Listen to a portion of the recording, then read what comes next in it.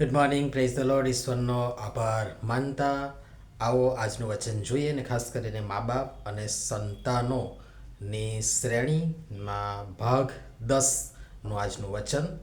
આશા છે ત્યાં સુધી તારા દીકરાને શિક્ષા કર અને તેનો નાશ કરવાને તું મન ન લગાડ.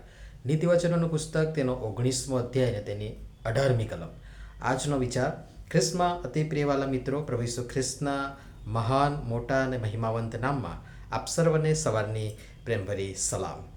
ઘણીવાર મા બાપ બાળકો મોટા થઈ જાય અને હાથમાંથી બિલકુલ ચાલ્યા જાય, સરી પડે અને કશા કહ્યામાં ના રહે ત્યારે તેમને સુધારવાનું બીડું ઝડપે છે, કિંતુ ત્યાં સુધી ઘણું મોડું થઈ ગયું હોય છે.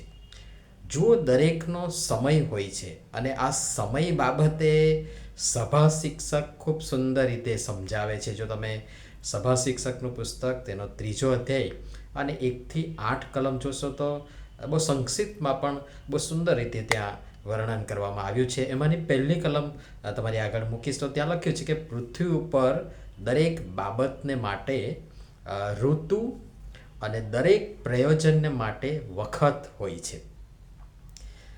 એમ જ બાળકને પણ ઉછેરવાનો, ઘડતરનો, કેળવણીનો સમય હોય છે. છોડ નાનો હોય તો એને જેમ ચાહો તેમ વાળી શકો છો. મોટો થઈ ગયા પછી એ વળશે નહીં, પણ પછી એ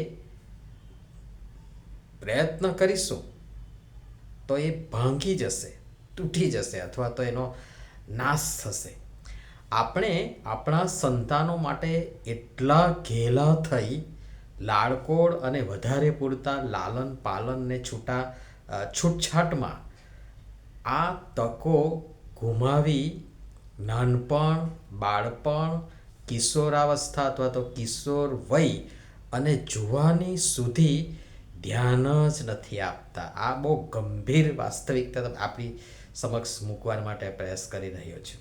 આપણે ધ્યાન નથી આપતા. ના ના, એ તો હજી નાનું છે, બાળક છે, બિચારાને શું ખબર પડે. ના, એને ના આવડે, ના ફાવે, એને ના ભાવે, એને ભાવતું એ નહીં જ બનાવાય. એનાથી ના થાય, ના જવાય, ના જાય. આમ કરી કરીને આપણે મા બાપ આપણા જ બાળકની વૃદ્ધિ અને વિકાસને રૂંધી દઈ તેને નિરાશા, નકારાત્મકતા, ભય તથા બીકની ગર્તામાં ધકેલી દઈએ છીએ. પછી સમજાય છે કે સમય વીતી ગયો છે, ચાલ્યો ગયો, હાથમાંથી ગયો અને એની પાછળ આપણે પોતે જ જવાબદાર છીએ અને પછી પસ્તાવાનો કોઈ મતલબ હોતો નથી. અબ પછતાએ ક્યા, હોત ક્યા, જબ ચીડિયા ચૂગ ગઈ ખેત. અને માટે વચન બહુ નાનું છે પણ એટલું સરસ શિક્ષણ આપે છે. જો એને આપણે ઊંડાણથી સમજીએ તો ત્યાં સ્પષ્ટ લખ્યું છે, અને માટે આશા છે ત્યાં સુધી. આશા ક્યાં સુધી હોય? ક્યાં સુધી આશા છે ત્યાં સુધી દીકરાને શિક્ષા કર. અને શિક્ષા અમુક વય સુધી જ કરાય, અને પછી જો શિક્ષા કરવા જશો તો પછી એ શિક્ષાનું વિપરીત પરિણામ પણ આપણે એને માટે તૈયાર રહેવું પડશે.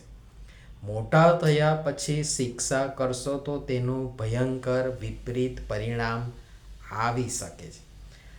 અને આપણે આગળ જોયું જ છે કે શિક્ષા કરવાથી એ કંઈ મરી જશે નહીં, પણ એમ કરીને આપણે જવાબદારી બજાવીશું અને તેમના આત્માને સેઓલમાં જતા ઉગારીશું. અને એમ આજના વચનના છેલ્લા ભાગમાં કહ્યું છે એ મુજબ એમ ન કરીને તેનો નાશ કરવાને આપણે મન ન લગાડીએ. નાના શીખશે, હજુ ઘણી વાર છે, શીખશે, હજી વાર છે. વાગશે તારે જાગશે, આ બધું કહીને આપણે એને સાવ માય કાંગલું બનાવી દઈએ છીએ. અને પછી આપણે તો ફોર્મમાં આવીને એવું પણ કહીએ છીએ કે અભી તો હમ જિંદા હૈ, એને રહેવા દઈએ ને શાંતિથી. બરાબર.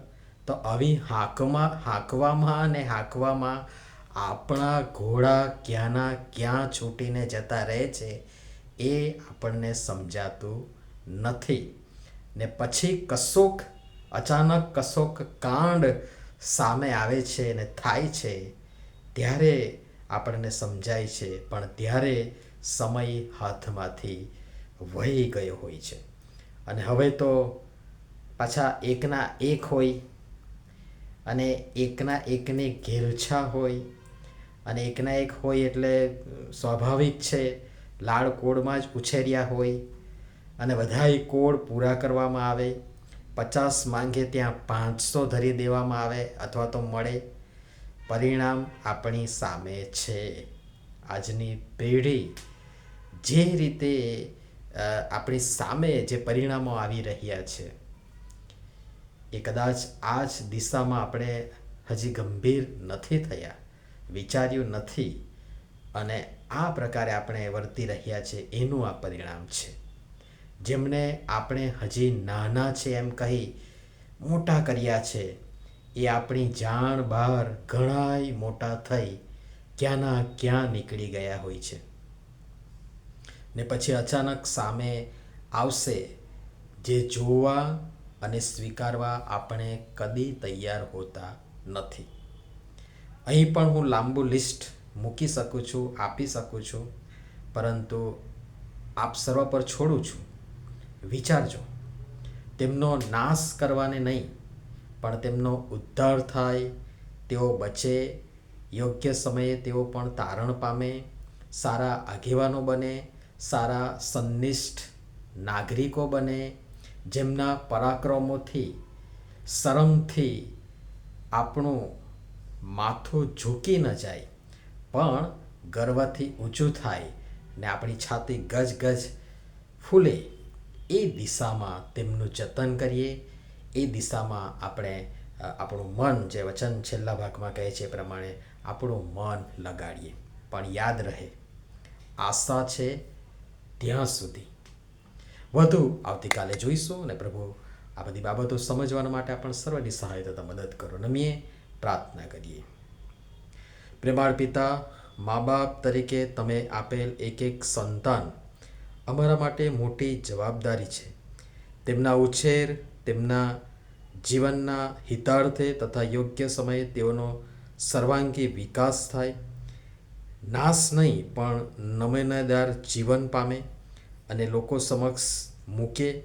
અને માટે આશા છે અને થઈ શકે છે ત્યાં સુધી શિક્ષા, શિક્ષણ, શિખામણ, સલાહ આપી તેઓને નાશ તરફ નહીં કિંતુ જીવન તરફ આગળ વધારવા અમે મન લગાડીએ. માટે કૃપા કરી આમ સર્વની તમે સહાય તથા મદદ કરો. પ્રભુ ઈસુના નામમાં આમીન. ધન્યવાદ.